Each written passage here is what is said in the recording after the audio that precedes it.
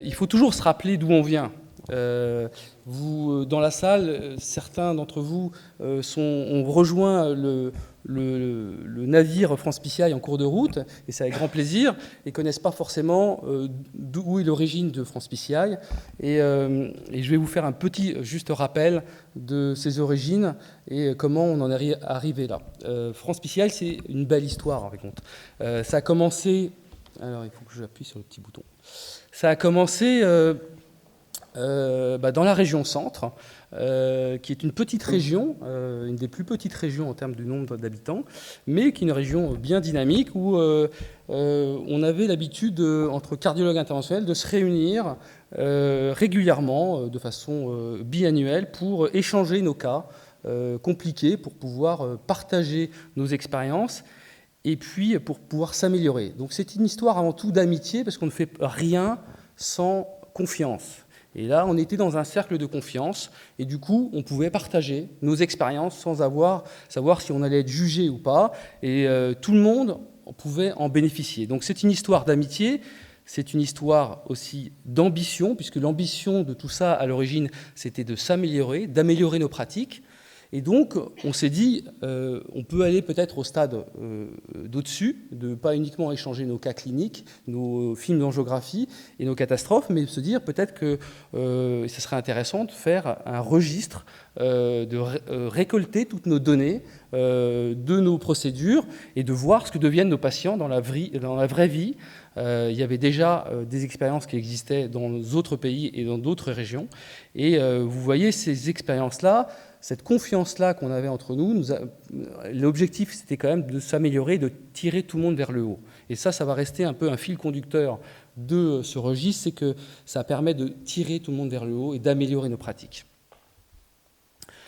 Alors, c'est une histoire à partager, puisque, en fait, quand on a pensé ce registre, on n'a pas uniquement pensé aux cardiologues, mais on a pensé à tous les acteurs de cette maladie coronaire. Avant tout, le patient, et c'est au cœur de notre problématique, c'est le patient, évidemment. Le but ultime de ce registre, c'est d'améliorer la qualité des soins et le pronostic du patient. Vous savez que c'est la première cause de mortalité encore dans le monde, et il y a encore 120 000 infarctus par an en France, et donc il y a encore beaucoup à faire pour améliorer le pronostic du patient. L'autre chose, c'était évidemment pour nous, cardiologues, mieux s'évaluer, pouvoir se comparer, pouvoir s'améliorer, faire de la recherche, et puis ça a des vertus éminemment fédératrices, puisque ça nous permettait de se retrouver et de fédérer autour d'un projet commun. Les autorités de santé nous ont aussi été intéressées par ce projet. Ils avaient déjà une idée de faire un registre dans le syndrome coronarien aigu.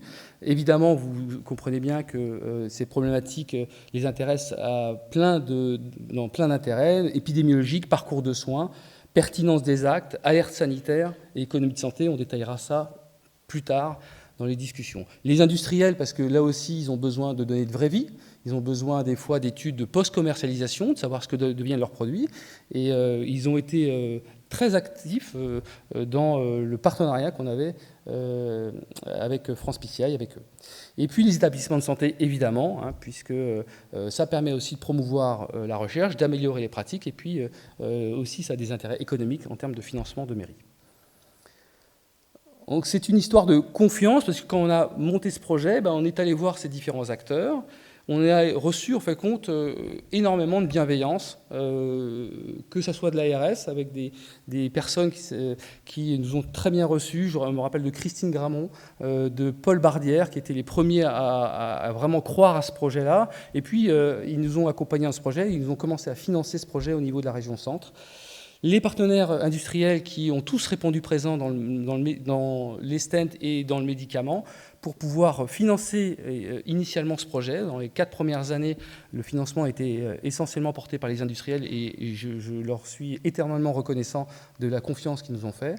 Du service de cardiologie qui est une petite pépite à part. Je connais bien comment ça se passe dans d'autres services de cardiologie en France, et on a, je sais, une rareté dans la façon dont on s'entend. C'est vraiment une histoire d'amitié, de confiance là aussi, et qui nous ont, avec un chef de service, Dr Albert, qui m'a permis de pouvoir développer ce projet avec Christophe Laure et de le faire grandir comme il est actuellement. Et puis, au fil des années, on a créé une unité de recherche qui maintenant à environ 14 ou 15 personnes, je ne sais même plus, mais que j'ai la chance d'animer, et c'est un plaisir au quotidien de travailler avec eux, et je les remercie 1000 fois. C'est aussi grâce à eux si ce projet a pu voir le jour. L'avantage, bizarrement, c'est qu'on est parti d'une page blanche. Alors une page blanche, l'avantage, c'est que vous n'avez pas d'a priori, vous n'avez aucune contrainte particulière, vous allez avoir un regard neuf et naïf sur comment faire un registre. Et ça a été vraiment notre philosophie, c'est de se dire qu'est-ce qui existe, comment on peut faire un registre qui tienne la route et qui va perdurer. Heureusement, on avait une chance, parce que souvent dans ces registres, le problème c'est d'avoir une porte d'entrée unique pour saisir le patient. Et on a une chance en cardiologie interventionnelle, c'est que tout patient coronarien, dans 95% des cas, a une coronarographie un jour dans sa vie, puisque c'est l'examen clé. Donc on avait cette porte d'entrée qui était l'examen clé, la coronarographie, et on avait aussi une chance, c'est qu'il n'y a pas tant de logiciels que ça sur le marché en France. Il y en a 3 principaux, dont un qui était leader sur le marché, qui a 80% du marché, et donc ça nous permettait d'avoir une porte d'entrée, d'éviter la double saisie, et de saisir au sein du logiciel de compte-rendu le recueil des données qui allait après être exporté sur la base de données. On a aussi, c'est une histoire de modèle, parce que du coup on est allé voir ailleurs, comment ça se passait et quels étaient les meilleurs registres au monde. On s'est déplacé avec Jacques Monségu, avec Hakim Benamer, avec Eric Van Belle, du GACI, du bureau du GACI, qui est ce groupe qui gère la cardiologie internationale en France, en Suède, parce que c'est eux les leaders, il y a incontestable, et on est allé voir un peu ce qu'ils faisaient.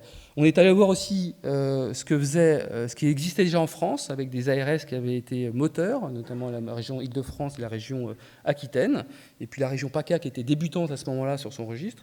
Et puis on a regardé un petit peu tout ce qui se faisait, et on a dit qu'est-ce qui est possible de faire en France sur un modèle suédois. En partant alors, il a fallu aussi beaucoup d'insouciance, parce que si cette phrase, je l'aime bien, ils ne savaient pas que c'était impossible, alors ils l'ont fait. Je pense que si on avait su ce que ça allait engendrer comme travail et conséquences et énergie qu'il fallait déployer, je ne suis pas sûr qu'on se serait lancé dans l'aventure. Il fallait de l'insouciance, et on en avait. Et du coup, il a fallu passer beaucoup d'étapes, vous le savez, pour ceux qui travaillent un peu dans le réglementaire, et dans le juridique, dans les contraintes informatiques, pour monter ce projet. Mais en fait, ça a été assez rapide, puisqu'en moins d'1 an et demi, on a réussi à débuter les inclusions dans toute la région centre. Les 600 de la région centre ont commencé à inclure. Et puis, il y a des histoires de rencontres, des belles rencontres, comme on dit, avec mes amis Hakim Benamer, Pascal Motreff, René Koenig, qui ont été les premiers au sein du GACI, et avec tous les membres du GACI à l'époque, à croire à ce projet-là et à faire que ce registre ne reste pas uniquement régional, mais devienne national, et devienne de CRAC, le registre régional de la région centre, à France PCI. Donc les rencontres, c'est aussi des belles rencontres avec Jean-René Luçon, qui est un PUPH que je ne connaissais pas, c'est la petite histoire, et qui est venu à Chartres quand il a vu le projet, que Pascal lui en avait parlé, parce qu'il était curieux, il s'est dit ça c'est une bonne idée, il est venu dormir à la maison, on a discuté, et j'ai trouvé cette ouverture d'esprit, cette humanité vraiment incroyable, et ça m'a aussi donné des ailes pour pouvoir continuer.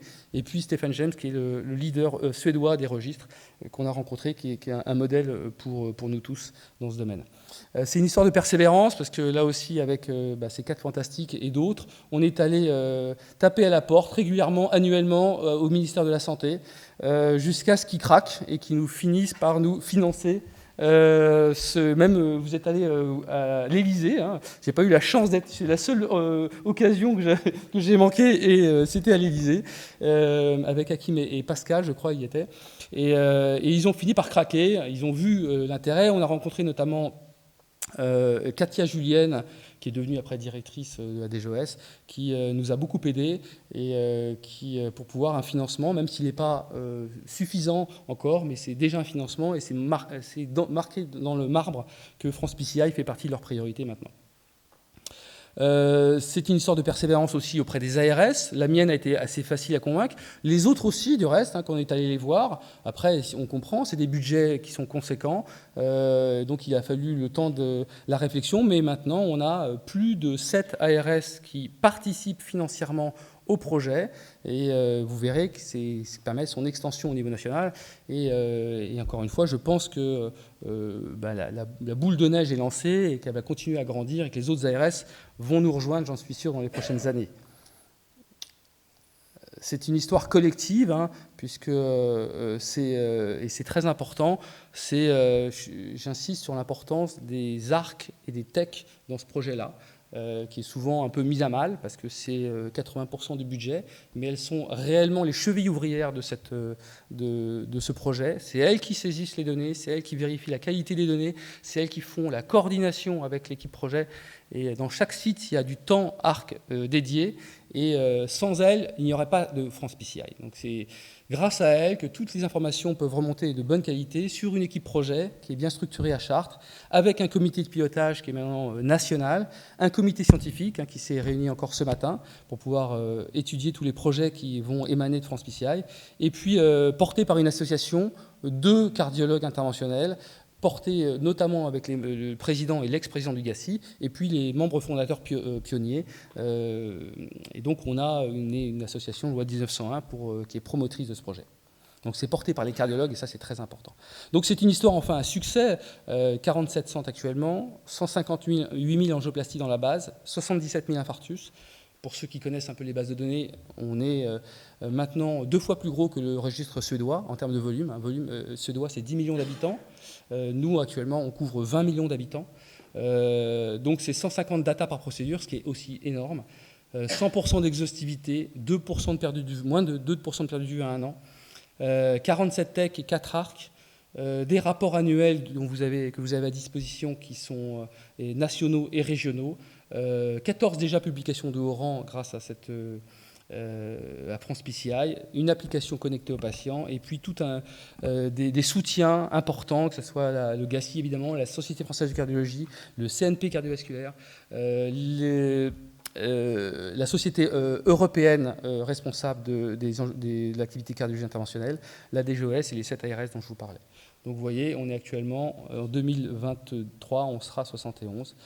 Et puis c'est une histoire en devenir, parce que moi ce qui m'étonne toujours dans ce projet-là, c'est qu'à chaque fois, il y a 50 000 autres projets qui naissent d'une idée, et il y a encore énormément de choses à faire, et que le potentiel de ce projet est juste hallucinant, que ce soit évidemment à l'extension nationale, que ce soit avec l'appariement aux bases de données médico-économiques grâce au Health Data Hub qui se fera en 2023, grâce aux publications qu'on va pouvoir générer, grâce à plein de projets scientifiques, notamment de randomisation au sein du projet, grâce aussi à des choses que vous allez entendre parler en fin de matinée sur les CROM et les PROM. Pour ceux qui n'ont pas l'habitude, je vous laisserai découvrir ce que c'est, mais c'est quelque chose de très actuel et sur lequel moi je crois beaucoup, l'évaluation des soins par le patient et par les événements cliniques. Et puis l'intelligence artificielle, comme le disait Jean-Pierre Gorge, qui sera évidemment, il y a déjà eu des travaux, des ébauches de travaux qui ont été faites et qui sera l'avenir de ce projet-là. Voilà, je vous remercie beaucoup.